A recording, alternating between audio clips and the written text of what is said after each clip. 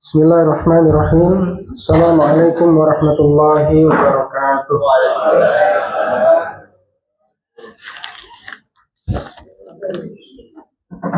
Alhamdulillah, alhamdulillahilladzi hadana li hadza wa ma kunna linahtadiya laula an hadana Allah.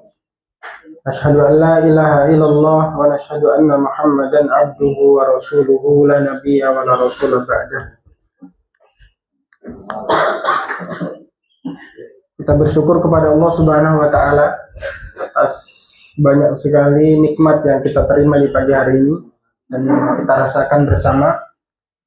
Berikan sehat, kesempatan, tergerak hatinya untuk bisa mendatangi masjid, kemudian singgah duduk di warkop ini.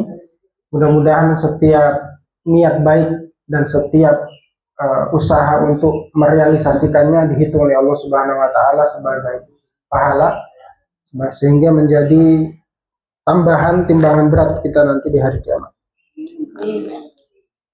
Salat beriring salam kita haturkan kepada Nabiullah Muhammad sallallahu alaihi wasallam. Allahumma shalli wa sallim ala sayyidina Maulana Muhammad. Pada para sahabatnya dan umatnya yang senantiasa mengikuti jejak langkahnya, mengikuti sunnahnya, melanjutkan estafet perjuangan dakwahnya hingga di zaman. Mas kalian, pada kesempatan hari ini kita melanjutkan pembahasan yang kemarin. Karena kemarin kita baru bahas dua ciri dari orang-orang beruntung. Sedikit kita ulas kembali ya. Jadi mukmin yang beruntung ini saya sarikan diambil dari surat Al-Mu'minun ayat 1 sampai 11. Di ayat pertama Allah Subhanahu wa taala memberikan kabar qad aflahal mu'minun. Sungguh, kalimatnya qad itu sungguh. Qad aflahal mu'minun. Sungguh telah beruntung orang-orang beriman. Kemarin sudah disebutkan aflaha itu apa? Beruntung itu adalah dari kata aflaha itu. Sebenarnya aflaha ini berasal dari kata falahah. Itu pertanian artinya. Tanah pertanian itu falahah. Kenapa diambilkan dari kata aflaha, bukan dari kata faza? Padahal sama-sama faza artinya beruntung juga. Tapi aflaha itu dia sepertinya Allah Subhanahu wa taala itu ingin memberikan satu isyarat. Kalau kita buka di tafsirnya Imam Syarawi, beliau itu mengungkap dari sisi bahasa kenapa aflaha, dari kata falaha pertanian. Jadi bisa orang petani yang beruntung itu, petani yang sukses itu mereka yang mau berusaha. Jadi dia tanam tidak cuma sekedar ditanam dibiarkan begitu saja. Nanti rumputnya pun dicabut, nanti disemprot, nanti dipupuk lain sebagainya. Jadi usaha. Momen yang beruntung tuh harus berusaha. Usaha apa yang bisa mereka usahakan untuk bisa menjadi momen yang beruntung? Yang pertama kemarin sudah dibahas alladzina hum fi sholatihim khushu'un. Mereka yang khusyuk dalam sholatnya. Kadar minimal khusyuk apa?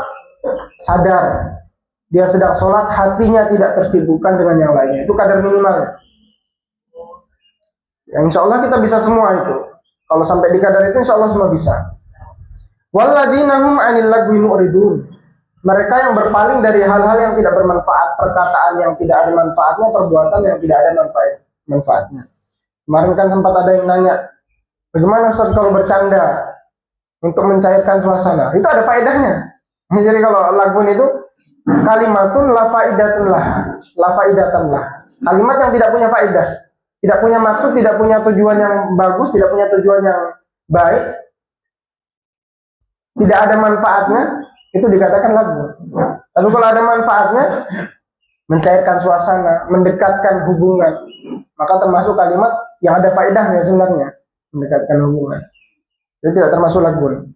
Kemudian ini yang keempat, ayat yang keempat, ciri yang ketiga yang akan kita bahas, walladzina hum lizzakati fa'ilun. Mereka yang bukan mu'adun, ya kalimatnya bukan mu'adun dan fa'ilun, bukan orang yang menunaikan zakat. Karena kalau bahasa menunaikan itu seolah-olah dia masih terbebani dengan kewajiban itu. Menunaikan kewajiban. Dia bukan sekedar menunaikan, tapi fa'ilun. Mereka mengerjakan dengan sadar, dengan penuh, bukan merasa ini kewajiban tapi kebutuhan. Fa'ilun. Namun zakat ini Pak, banyak sekali sudah ditinggalkan. Banyak sekali, terutama zakat mal. Kita kan tahunya cuma zakat fitrah. Jadi Basnas itu membuat keluarkan satu data. Beliau itu punya Indonesia itu punya potensi zakat sekitar 19 triliun. Potensi zakatnya 19 triliun. Tapi yang berhasil diambil, orang-orang bayar itu baru 3 triliun yang berhasil terkumpul. 3 triliun. Aku masih ada berapa? 19 sama 3. Masih ada 16 triliun. Artinya banyak sekali dari umat Islam yang hartanya sudah sampai nisab tapi belum membayar zakat. Padahal ini ada kewajiban. Apa itu zakat? Ya harta yang sudah sampai nisab, sampai haulnya, maka dikeluarkan zakatnya sebanyak apa? Sebesar berapa? 2,5%. Nisabnya berapa? 85 gram emas. Emas sekarang 1 gramnya berapa? 1,7 9 berarti hampir menyentuh angka 200 juta ya nisabnya ya. Kalau 2,5%-nya itu kan 200 juta, 2,5%-nya berapa? 2,5%-nya 200 juta, berarti 10%-nya kan 20 juta, 5%-nya 5 juta, 4 juta, 4 juta, sekitar 4 juta. Banyak enggak Pak 4 juta? Dari 200 juta 4 juta banyak. Kalau lihat nominal itu banyak Pak. Misalkan orang punya 1 miliar, zakatnya berarti 25 juta. Banyak enggak 25 juta? Kalau lihat nominal itu banyak. Tapi kalau lihat persentasenya 2,5% itu sedikit. Ibarat kita punya 100.000, keluarnya cuma 2.500. 2.500 banyak enggak? Sedikit, karena kita lihat nominal. Nah makanya ada seorang kiai itu mengatakan, orang kaya itu potensi kikirnya besar. Karena dia keluarkan uang berdasarkan nominal pasti. 25 juta banyaknya itu 25 juta. Nominalnya dia lihat. Padahal itu 2,5% dari beda kalau orang miskin. Punyanya cuma 100.000. Keluarnya berapa? 2.500. Cuma 2.500. Karena dia nominal, bukan lihat persentase. Nah Allah itu lihat persentasenya. Ketika Abu Bakar ketika perang Tabuk itu Nabi Shallallahu Alaihi Wasallam minta kepada para sahabat untuk berinfak karena ini perang yang begitu sulit, jaraknya jauh, perang melawan Romawi yang kedua kalinya. Jadi Rasulullah SAW minta kepada para sahabat untuk berinfak. Umar bin Khattab saat itu kebunnya sedang panen raya, besar sekali yang bisa dia keluarkan infaknya. Nah kemudian dia sudah terbesit dalam hatinya. Dulu saya beramal tidak pernah kalahkan Abu Bakar. Kali ini saya pasti kalahkan dia. Dia bawa harta separuh dari hartanya kepada Nabi Shallallahu Alaihi Wasallam. Jumlahnya luar biasa besarnya. Sampai di hadapan Nabi belum juga dibayarkan, Abu Bakar datang. Bawa seluruh hartanya. Tapi seluruh hartanya tidak lebih besar daripada separuh hartanya Umar. Kata Nabi, wahai Umar, apa yang kau tinggalkan kepada keluargamu? Separuhnya Nabi. Abu Bakar ditanya, apa yang kau tinggalkan kepada untuk keluargamu? Allah dan Rasulnya. Artinya semua hartanya. Dan itu lebih diapresiasi, meskipun Rasulullah tidak mengizinkan kepada sahabat yang lain untuk melakukan hal serupa. Karena apa? Nabi tahu betul itu. Bagaimana kondisi keluarga Abu Bakar. Karena semenjak di Mekah, belum ke Madinah itu, semenjak Nabi SAW pertama kali dimusuhi, Abu Bakar itu sudah bilang, wahai Nabi, hartaku adalah hartamu. Artinya sudah berbagi harta. Dan Rasulullah tahu betul bahwasannya keluarganya itu ikhlas, mengikhlaskan haknya. Jadi dibolehkan, sahabat lain tidak dibolehkan. Persentasenya yang dilihat sebenarnya. Makanya kata Kiai itu Gus Baha mengatakan itu 2,5% itu orang kaya itu potensi kikirnya besar karena lihat nominal, bukan lihat persentase. Dan zakat ini jamaah sekalian itu berasal dari kata zakat, tazkiyah, mensucikan diri dari apa? Dari sifat kekikiran. Ini karena sekali lagi orang-orang kaya itu potensi, orang-orang yang mudah hidupnya, potensi lupanya itu besar juga. Potensi lupanya besar. Karena apa? Hidupnya serba tercukupi. Apa semua bisa dia beli. Semuanya bisa dibeli. Sehingga merasa tidak butuh dengan yang lainnya. Tidak butuh dengan Allah, tidak butuh. Sehingga eh, kewajiban zakat ini merupakan salah satu hal yang membuat dia ingat bahwasanya dia itu sekaya apapun, sekuat apapun dia itu masih hambanya Allah yang harus menunaikan kewajiban zakat. Walladzina hum lizakati fa'ilun, mereka yang mengeluarkan zakatnya. Yang mengerjakan, ya kalimatnya mengerjakan bukan menunaikan. Ini menunjukkan bahwasanya orang ini sudah tidak berat lagi. Jadi orang kaya itu potensinya dua, Pak. Kalau dia tidak lupa sama Allah, dia ingat. Ketika dia ingat sama Allah, derajatnya akan jauh lebih tinggi dibandingkan orang yang di bawahnya dari segi ekonomi. Ya, karena di zaman Nabi SAW itu para sahabat yang dari kalangan menengah ke bawah itu menghadap Nabi melapor iri. Wahai Rasulullah, zahaba ahlud dusur bil ujur. Wahai Nabi, orang kaya panen pahala. Zahaba ahlud dusur bil, orang kaya panen pahala. Kenapa yasumuna kama nasum, yusalluna kama nusalli. Mereka sholat sebagaimana kami sholat, mereka juga bisa puasa sebagaimana kami puasa. Akan tetapi wa yatasaddaquna bi fuduli amwali, mereka punya satu amal yang kami tidak bisa. Mereka bisa bersedekah, kami tidak ada yang bisa kami sedekahkan. Tidak ada yang bisa kami sedekahkan. Nah, maka Nabi SAW mengatakan, Alaisa qad ja'alallahu lakum ma tasaddaqun, bukankah kalian bisa melakukan amal sedekah yang lain? Nah, maka kemudian para sahabat bertanya, amal sedekah apa itu Nabi? Kullu tasbihatin sedekah, setiap tasbih sedekah, tahlil sedekah, takbir sedekah. Karena sedekah ini beda sama infak, Pak ya. Sedekah ini umum, bukan cuma amal harta. Setiap kullu ma'rufin sedekah, setiap kebaikan sedekah.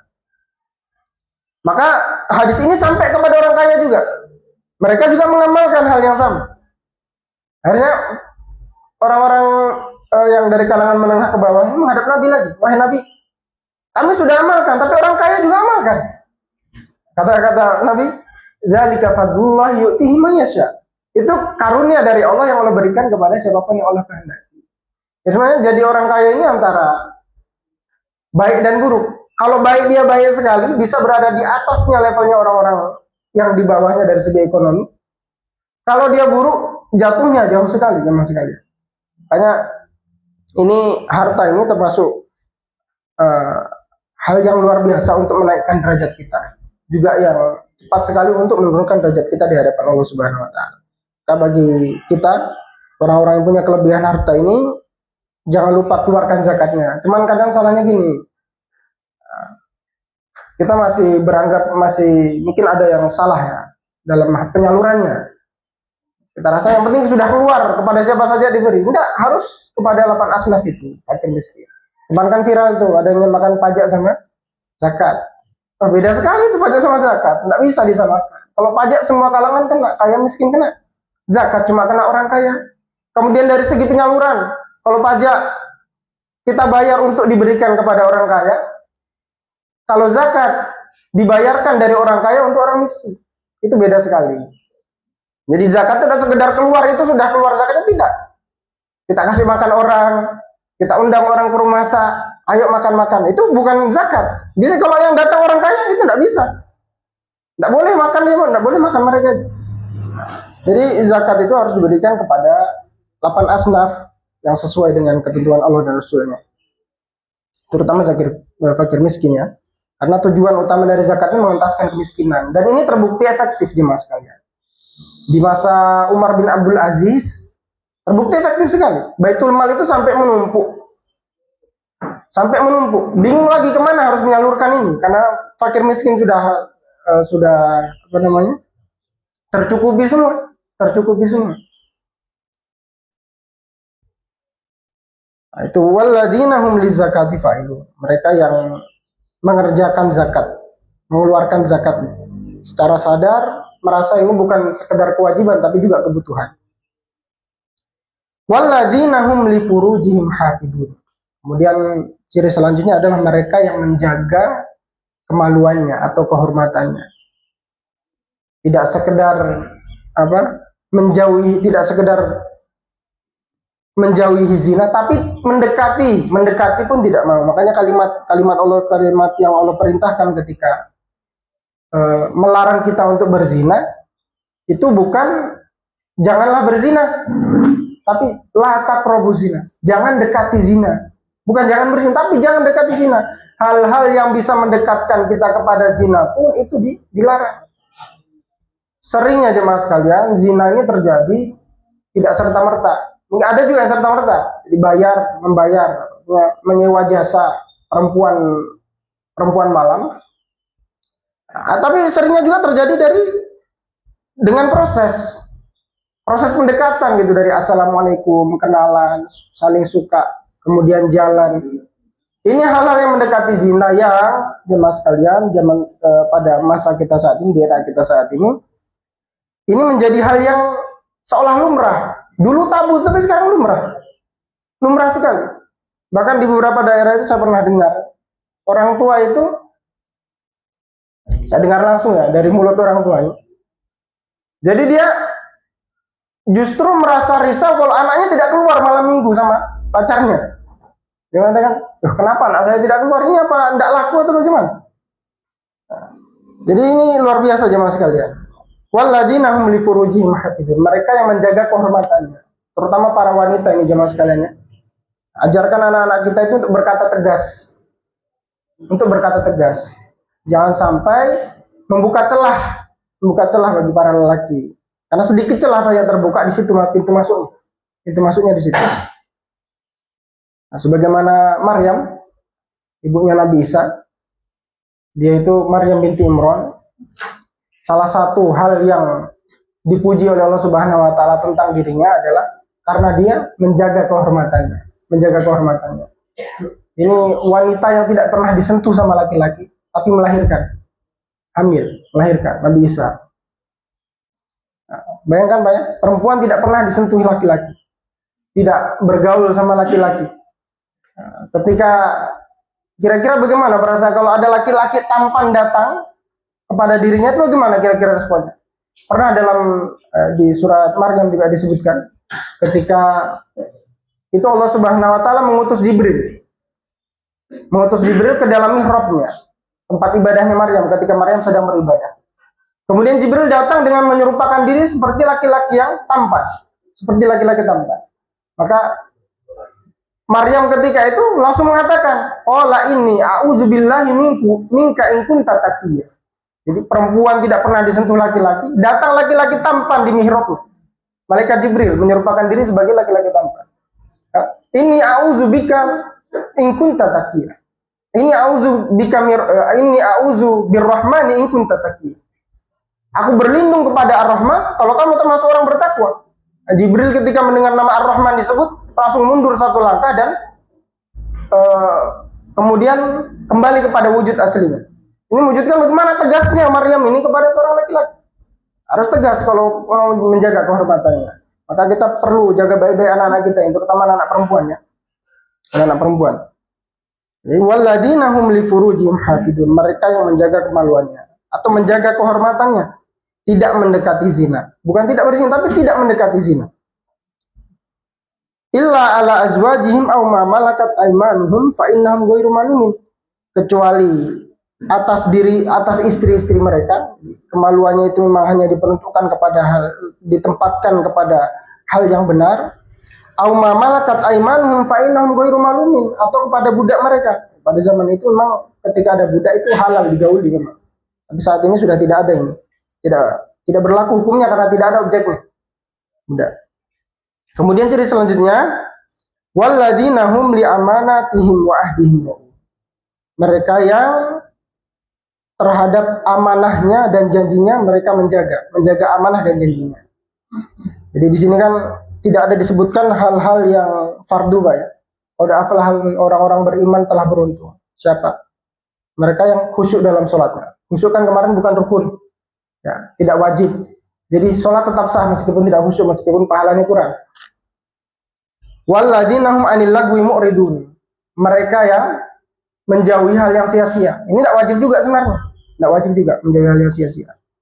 Walladzina hum lizakati fa'ilun. Mereka yang bukan mu'addun, mereka yang secara sadar mengerjakan zakat itu atas dasar merasa kebutuhan, bukan sekedar kewajiban. Kemudian walladzina hum li amanatihim wa ahdihim ra'un. Mereka yang terhadap amanah dan janjinya mereka menjaga, menepati. Amanah di sini ada dua. Kalau disebutkan Imam Sya'rawi, amanatun lil haqqi wa amanatun lil khalqi. Amanah untuk Allah, al-haq, yaitu amanah untuk Allah, dan amanah kepada makhluk.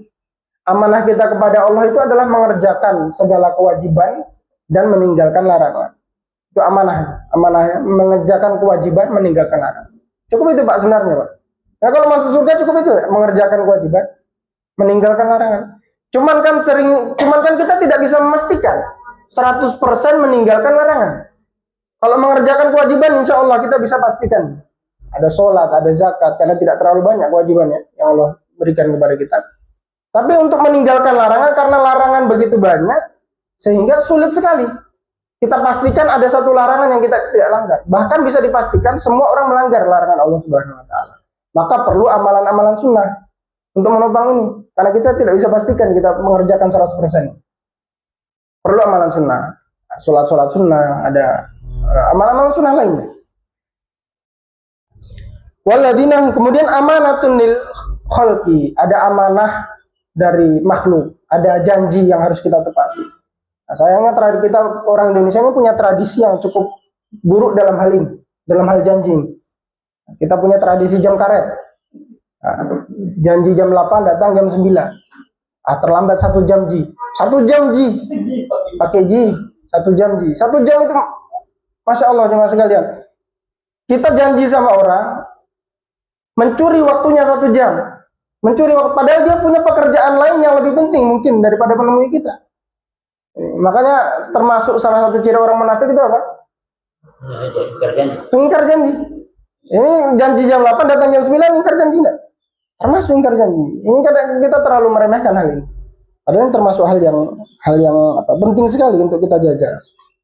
Di amanatihim wa ahdihim ra'un.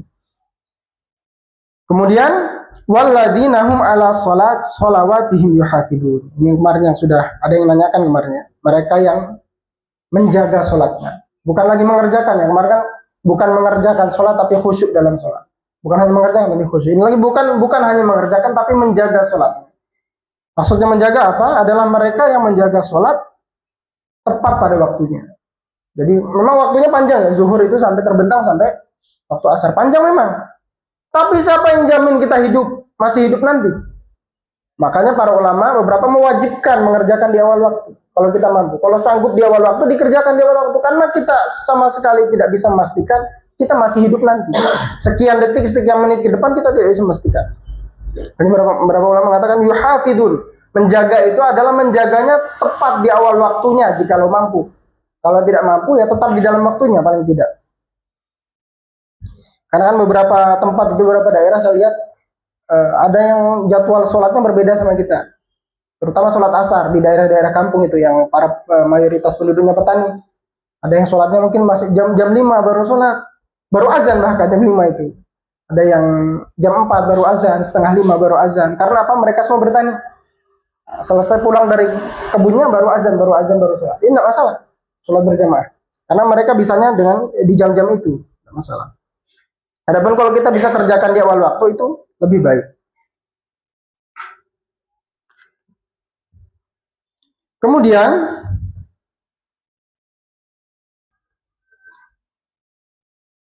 ulaika humul warisun. Nah, setelah Allah sebutkan ciri-cirinya tadi ada berapa? Kita ulang ya poin-poinnya. Salat, khusyuk dalam salatnya, mereka meninggalkan hal yang sia-sia, kalimat yang tidak ada faedahnya, perbincangan yang tidak ada faedahnya, perbuatan yang tidak ada faedahnya. Mereka yang mengerjakan zakat, mengeluarkan zakatnya. Kemudian mereka yang menjaga kehormatan dan kemaluannya. Ini biasa berawal dari mata, Pak ya. Menjaga mata tak baik-baik, karena ini termasuk hal-hal yang bisa menjerumuskan kepada zina. Kemudian mereka yang menjaga amanah dan janjinya. Jadi semua ini Pak, kalau kita kalkulasi, kalau kita kumpulkan ini, akumulasikan,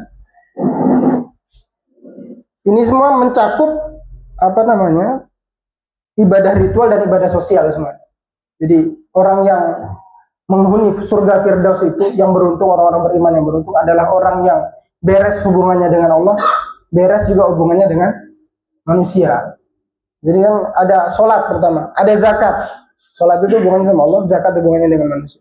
Manusia dan Allah tentunya karena ada perintah dari Allah. Kemudian menjaga amanah dan janji termasuk hubungan dengan manusia.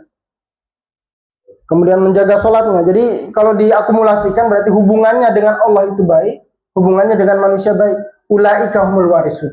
Mereka ini orang-orang yang mewarisi. Mewarisi apa? Allazina yarisuna al-firdaus. Mereka mewarisi surga Firdaus. Kenapa kalimatnya mewarisi? Para ulama berbeda pendapat. Kalau di sini sampaikan di tafsir Ibnu Katsir, ada satu hadis dari Nabi Shallallahu Alaihi Wasallam dari Abu Hurairah radhiyallahu taala anhu. Nabi Shallallahu Alaihi Wasallam bersabda, "Ma minkum min ahadin illa walahu manzilah." Jadi setiap kita ini yang di sini atau semua umat manusia itu punya dua tempat di akhirat. Ada tempat di surga, ada tempat di neraka. Sudah ada rumahnya di surga, dia sudah ada tempatnya di neraka. Manzilun fil jannah wa manzilun fil nar. Satu tempat di surga, satu tempat di neraka. Kita masing-masing kita punya dua tempat. Fa in mata fadakhalan nar wa rasa ahlul jannati manzilahu. Kalau dia mati dan masuk ke dalam neraka, kekal di dalamnya dalam kondisi kafir, maka rumahnya yang di surga itu diwariskan kepada penduduk surga yang lainnya. Makanya ulaika humul warisun. Mewariskan penduduk surga yang lainnya. Fadzalika qauluhu ta'ala, inilah maksud dari firman Allah, ulaika humul warisun. Mereka ini orang-orang yang mewarisi. Ini hadis Nabi sallallahu alaihi wasallam. Jadi masing-masing kita punya dua tempat. Ada satu di surga, ada di neraka. Kalau salah satu di antara kita, mudah-mudahan tidak ya Pak ya, atau orang lain lah, karena mungkin meninggal dalam kondisi kafir, kekal di dalam neraka, maka tempatnya yang di surga itu diwariskan kepada orang yang berhak mendapatkannya. Orang-orang surga itu. Orang surga. Ulaika humul warisun allazina yarisunal firdaus. Mereka mewarisi surga Firdaus. Idza sa'altumullaha al-jannah fas'alul firdaus, kata Nabi. Kalau kalian minta surga Firdaus. Kenapa? Fa innaha a'laha. Karena sungguhnya surga Firdaus itu fa innahu a'lal jannah, karena surga Firdaus itu adalah surga paling tinggi. Wa awsatul jannah, dan surga paling afdol. Wa afdolul jannah di syarahnya. Wa minhu tafajjaru anharul jannah, dan darinya, jadi dari surga Firdaus itu mengalir sungai yang mengalir kepada surga-surga lain. Jadi sumbernya di surga Firdaus. Sumber mata air daripada sungai di jannah itu sumbernya di mana? Di surga Firdaus. Wa fawqahu arsyur rahman, dan di atas surga Firdaus itu adalah arsy-Nya Allah Subhanahu wa taala. Ini dalam Sahihain, dalam Sahih Bukhari Muslim. Hadisnya. Mungkin itu jemaah sekalian bisa sampaikan. Jadi kalau diakumulasikan tadi itu, intinya dari poin-poin yang ada di sini, orang mewarisi surga Firdaus itu adalah baik hubungannya dengan Allah, baik juga hubungannya dengan manusia. Karena sebaik-baiknya hubungan kita dengan Allah Subhanahu wa taala, kalau kita tidak baik dengan manusia itu bisa menjadi bumerang. Karena kan kita masyhur itu hadisnya Pak ya. Ada orang masuk surga membawa pahala setinggi gunung. Ada pahala sholatnya, pahala zakatnya, pahala hajinya. Tapi kemudian dia berbuat buruk sama orang lain. Maka semua pahalanya diberikan kepada yang dia pernah zolimi selama di dunia. Tapi kalau pahalanya tidak cukup, maka dosanya orang yang dia zolimi ini ditimpakan kepada orang yang menzolimi. Sampai kemudian dia celaka dan masuk ke dalam neraka. Jadi pewaris surga Firdaus itu adalah mereka yang baik hubungannya dengan Allah, baik dengan hubungannya juga dengan manusia. Mungkin itu Pak ya, yang dapat saya sampaikan, yang bisa memberikan manfaat.